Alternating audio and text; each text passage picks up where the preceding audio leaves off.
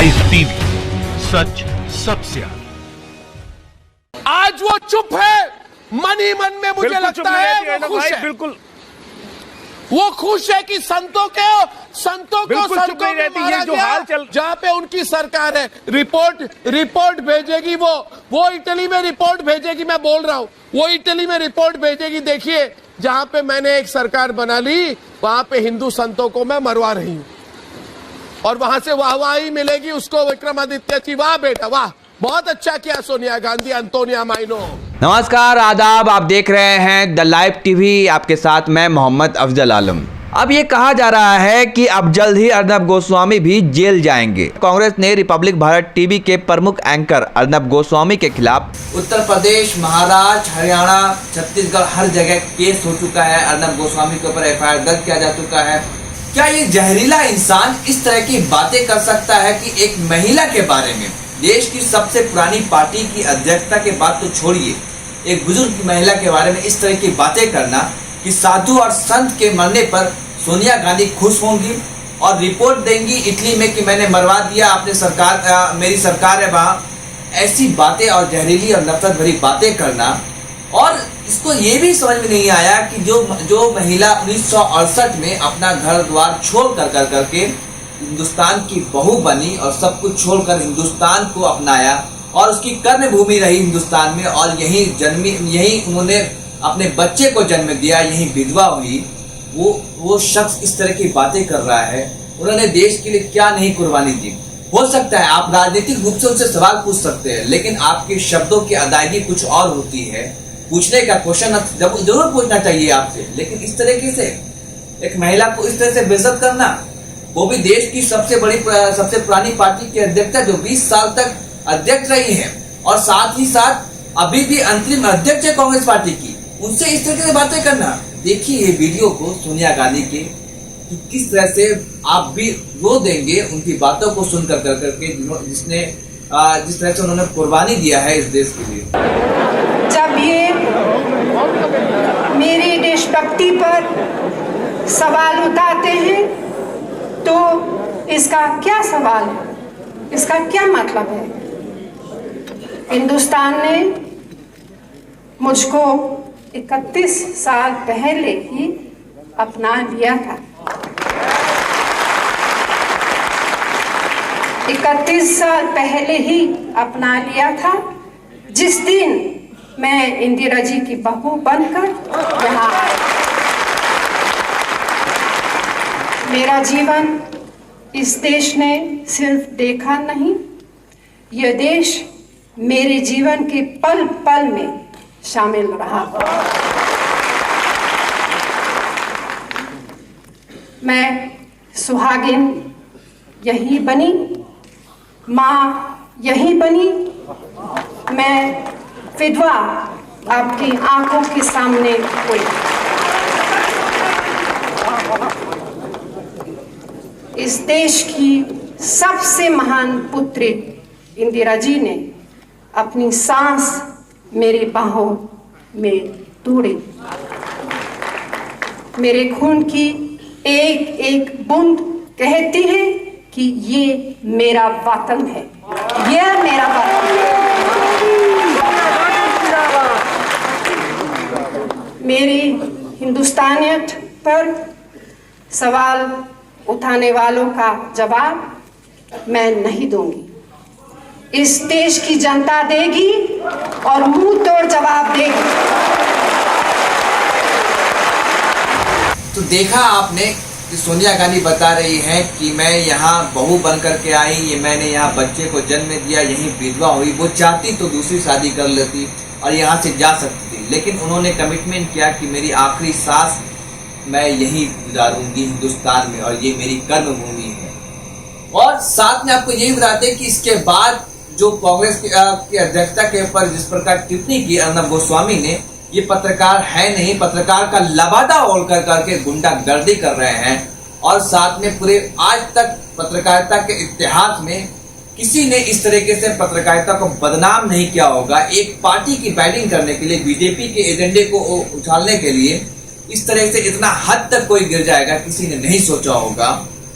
और आपको बता दें कि जब ये मामला आया तो देश के अलग अलग हिस्सों से, क्या छोटा क्या बड़ा, हर कोई नेता कांग्रेस का जो भी बड़ा हो या छोटा नेता हो, ट्विटर पे कैंपेन चलाने लगा और hashtag arrest anti national Arnab Goswami के ट्विटर पे ट्रेंड करने लगा और सभी देश के अलग अलग हिस्सों में अर्नब गोस्वामी पर एफआईआर भी हो रहे हैं और ये मांग की जा रही है कि अर्नब गोस्वामी को जल्द से जल्द गिरफ्तार किया जाए। उत्तर प्रदेश, महाराष्ट्र, हरियाणा, छत्तीसगढ़ हर जगह केस हो चुका है, अर्नब गोस्वामी के ऊपर एफआईआर दर्ज किया जा चुका है और ये भी मांग की जा रही है कि इनका जो हेड ऑफिस मुंबई है वहां इसको इस चैनल को बंद किया जाए और बंद करवाया जाए, इस तरीके से मांग उठ रही है। और आपको बता दें कि ये सिर्फ ऐसा उन्होंने आज जो इनके ऊपर केस हुआ है, एफआईआर हुआ, सिर्फ ऐसा नहीं कि सिर्फ सोनिया गांधी के मामले में ही हुआ है, बल्कि सोनिया गांधी के पुत्र राहुल गांधी के मामले को लेकर के भी इनके ऊपर छत्तीसगढ़ में कल एफआईआर हुआ था। जिस प्रकार रिपब्लिक भारत ने ये चलाया कि राहुल गांधी के मामले को लेकर करके राहुल गांधी लॉकडाउन को खुलवाना चाहते हैं, लॉकडाउन का विरोध कर रहे हैं, जबकि राहुल गांधी ने क्या कहा था कि लॉकडाउन कोरोना वायरस का समाधान नहीं है, बल्कि समाधान ये है कि हम टेस्टिंग ज्यादा से ज्यादा करें। उस खबर को गलत ढंग से दिखाया इन्होंने और प्रस्तुत किया। इसको लेकर के पूरे कांग्रेस के नेता जो है काफी गुस्से में है और इनका फितरत और आदत है कि रोज इस तरह से गलत खबरें पेश करना और सिर्फ इसलिए ताकि बीजेपी के एजेंडे पे ये सूट कर सके। किसी भी तरीके से कांग्रेस और विपक्षी पार्टी को जलील करना और बेइज्जत करना यही इसका काम है। लेकिन अब पूरी कांग्रेस पार्टी एक्शन में नजर आ रही है। जिस तरीके से ये जहरीले बोलते हैं और अपने प्रोग्राम में नफरत भरते हैं, पूरी तरह से नफरत से भरे हुए हैं। ये जो शख्स हैं हिंदुस्तान में पत्रकारिता के नाम को बदनाम कर रहे हैं और एक पत्रकार का काम जो लोकतंत्र का चौथा स्तंभ जिसे कहा जाता है, बेजुबानों का जुबान, उसको बदनाम कर रहे हैं, उनकी बेइज्जती कर रहे हैं। अब आपको सुनाते हैं कि राहुल गांधी के बारे में इन्होंने क्या कहा था, इनके चैनल ने क्या चलाया, कितनी फेक न्यूज अब तक चलाई है, देखिए सुनिए इसमें। कोरोना पर राहुल गांधी की राजनीति अभी भी जारी है। कल राहुल गांधी कोरोना को सुनामी बता चुके हैं। क्या राहुल गांधी को इसकी गंभीरता समझ नहीं आती?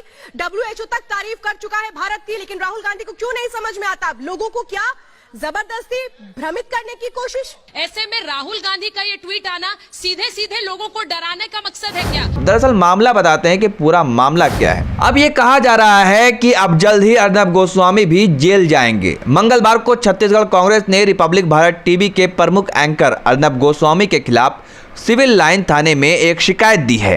हालांकि यह शिकायत इस बात पर आधारित है कि अर्नब गोस्वामी ने राहुल गांधी की पत्रकार वार्ता को गलत ढंग से प्रस्तुत किया। कांग्रेस का आरोप है कि अर्नब गोस्वामी ने कोरोना महामारी के दौरान देश के लोगों को गुमराह किया है। फलस्वरूप उनके खिलाफ भारतीय दंड संहिता की धारा यानी कि आईपीसी की धारा 153B, 188, 290, 500, 504 और 505 के साथ साथ डिजास्टर मैनेजमेंट एक्ट के तहत मामला दर्ज किया गया है।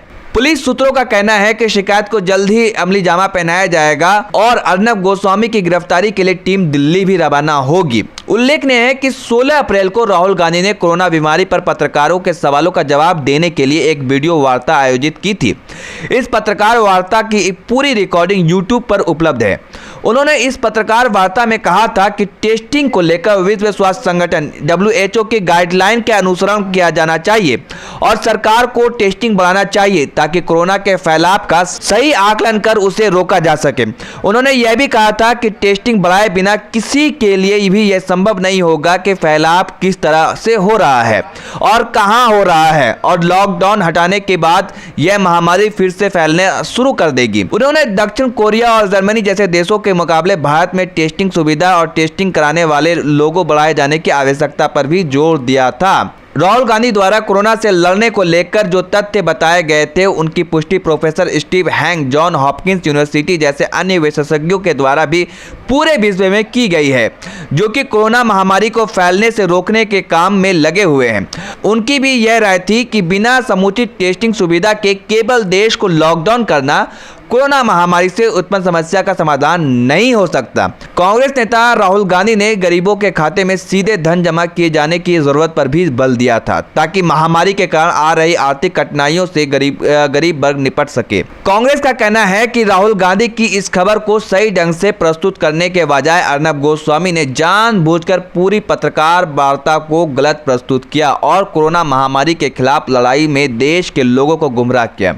अर्नब गोस्वामी ने अपने एक कार्यक्रम में यह बताया कि राहुल गांधी का टेस्ट बढ़ाने का सुझाव पूरी तरीके से गलत है। कांग्रेस जनों ने यह माना कि यदि लोग अर्नब गोस्वामी और उनके टीवी चैनल पर भरोसा करके इस टेस्टिंग को अनावश्यक समझ लेंगे तो इससे देश के करोड़ों लोगों के स्वास्थ्य पर गहरा प्रभाव पड़ेगा।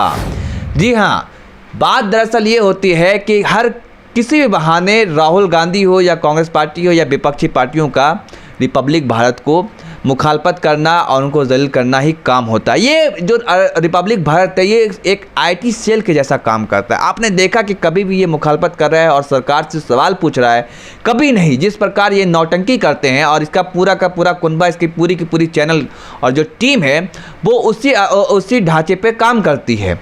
तो सवाल आप पूछना लाजमी बनता है कि सवाल सरकार से पूछना था तो आप क्यों आखिर विपक्षी नेता से क्यों पूछ रहे? इस वक्त पूरा विपक्ष मोदी जी के साथ खड़ा है और कह रहा है कि ये दुख और संकट की घड़ी में देश सर्वोपरि है, ना कि राजनीति। और ये राहुल गांधी ने भी कहा ये रीति और नीति करने का वक्त नहीं, बल्कि जो सलाह मशवरा है वो देने का वक्त है। अब आपको दिखाते हैं अर्नब गोस्वामी कैसे जब महाराष्ट्र के पालघर में 2 साधुओं की हत्या हुई तो उसको भी कॉम्युनल कलर दे रहे थे। देखिए इस वीडियो को। The Hindu sadhus are easily identifiable with their saffron clothes. So there is no doubt about who they are and what the intention of the killers are. Let me ask you, my dear viewers, if this had happened in a state run by the BJP, if instead of being Hindu monks, the ones who had been lynched had been from any minority community, then would Nasiruddin Shah, Aparna Sen, Anurag Kashyap, Ram Gua, Siddharth Varadarajan, all that lot, and the award wapsi gang, would they have gone berserk today? इस video में अर्नब गोस्वामी साफ साफ कह रहे हैं कि क्या इसी तरह से भगवा वस्त्र वाले को मारा जाएगा। अगर ये काम किसी बीजेपी शासित राज्य में हुआ होता तो लिबरल गैंग निकल आते और ये कहते कि मुसलमानों के लिए ये जगह, और ये हिंदू नहीं होते मुसलमान होते तो फिर किस तरह से वो विधवा विलाप कर रहे होते। तो सोचिए उनकी मानसिकता। क्या इससे पहले कितने बीजेपी शासित राज्यों में हुआ और फिर उसको बढ़ावा किसने दिया? केंद्रीय मंत्री जयंत सिन्हा ने फूल और मालाओं से स्वागत किया था इन लोगों का। और इसके साथ साथ राजस्थान में अलग अलग हिस्सों में बुलंदशहर में इंस्पेक्टर सुबोध सिंह की जब हत्या कर दी जाती है भीड़ के द्वारा, तब उस पर इस तरह से विधवा विलाप नहीं होता है। और वो जो लड़का जो मारता है उसके समर्थन में भी कई लोग आ जाते हैं क्योंकि वो उनके संगठन के थे। तो बात उस समय चुप्पी साधने की नहीं होती है, गलत को गलत कहना और कंडेम करना सबसे बड़ा होता है। और अभी हमारे समाज के लिए और हमारे देश के लिए यही ज़रूरी भी है कि जो इस तरह की घटना पनप रही है उनको रोका जाए और इससे किस तरह से मुक्ति मिले, हम सबको चिंतन और मनन करना चाहिए, ना कि उस पर राजनीति। अब ये इनका काम ही बस यही है कि किसी भी तरह से बीजेपी से सवाल ना खड़े हो, बीजेपी का पक्ष लेना, यही एक काम करते। पत्रकार ये बिल्कुल भी नहीं है, कोई धोखे में ना रहे कि ये पत्रकार है। ये पत्रकारिता नहीं करते बल्कि ये एजेंडेबाज है। एक और घटना दिखाते हैं आपको। रिपब्लिक भारत के आज चेहरे को बेनकाब कर रहा हूँ मैं। देखिए कि इन्होंने कितना फेक न्यूज़ और चलाया होगा, आप भी तसव्वुर नहीं कर सकते कि ये फेक न्यूज़ का सबसे बड़ा अड्डा है। आपको दिखाते हैं। याद कीजिए कि जामिया में एक मामला हुआ था जनवरी के महीने में। एक जो नौजवान लड़का था वो आता है और दिन दहाड़े गोली आकर करके जामिया के छात्र पर चलाता है, अब वो भी पुलिस के सामने। उसके बाद उसके ये एंकर जो है वो किस तरह से आरोप मल रहे थे राहुल गांधी पर, वो देखिए इस वीडियो को जरा। Because in the name of CAA this is happening. Guns are being brandished in broad daylight in the streets of national capital and Rahul Gandhi and Arvind Kejriwal are supporting it. तो देखा आपने क्या कह रहे हैं ये कह रहे हैं कि राष्ट्रीय राजधानी दिल्ली में दिन दहाड़े आता है एक शख्स और गोली चलाता है, और इसको समर्थन कौन करते हैं? राहुल गांधी और केजरीवाल करते हैं। क्यों करते हैं? क्योंकि सिर्फ और सिर्फ इनको वोट बैंक चाहिए, जो छोटी मोटी वोट बैंक है मुसलमानों की, उस वोट बैंक के लिए। और ये खबर जो थी सरासर गलत थी। वो लड़का जो था वो किसका निकला था ये हमें बताने की ज़रूरत नहीं थी। राम भक्त गोपाल इस शख्स का नाम था, इस लड़के का नाम था, और ये कहाँ से आया था और फेसबुक पे इसने क्या कहा था, किस नफरत इसमें कैसा भरा हुआ था। यही सब चैनल है जो नफरत भरते हैं। और उसको भी किस तरह से इसने पेन किया था, राहुल गांधी पे सरेआम आरोप मर दिया था, जिसके बाद पूरे हिंदुस्तान में चाहे ट्विटर हो, फेसबुक हो, हर जगह पे, हर सोशल मीडिया प्लेटफॉर्म पे रिपब्लिक भारत की बैन की मांग होने लगी थी। ट्रेंड करने लगा था ट्विटर पे कि रिपब्लिक भारत को बंद किया जाए। और तब जाकर के रिपब्लिक भारत चैनल ने इस पे सफाई दी थी और शायद इन्होंने माफ़ी तक मांगी थी। हम सबको सतर्क रहना होगा। जो हमारे देश की गंगा जमनी तहजीब है उसको बचाना होगा।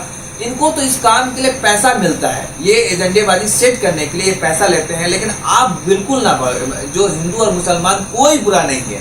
हमारे देश की साझी संस्कृति ये सब एक साथ मिलजुल करके रहते आए हैं।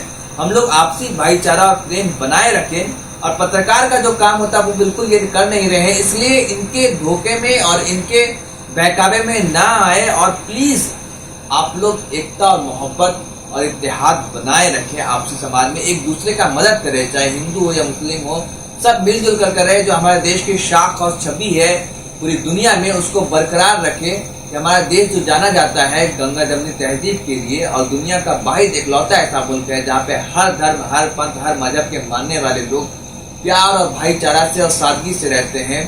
तो उसको हम लोगों को बनाए रखना इन लोगों की वजह से, क्योंकि ये इरंडेबाज हैं। इनकी जो नफरत, इनके द्वारा जो नफरत और जहर फैलाया गया, उनके धोखे में ना आए, बिल्कुल भी ना आए, और ऐसी हरकत कोई काम ना करे। हम लोग अपने कम्युनिटी के लोगों को और अपने आस पड़ोस के रहने वाले लोगों को समझाएं और आपस में एकता और मोहब्बत बनाए रखें। धन्यवाद। लाइव टीवी, सच सबसे आगे।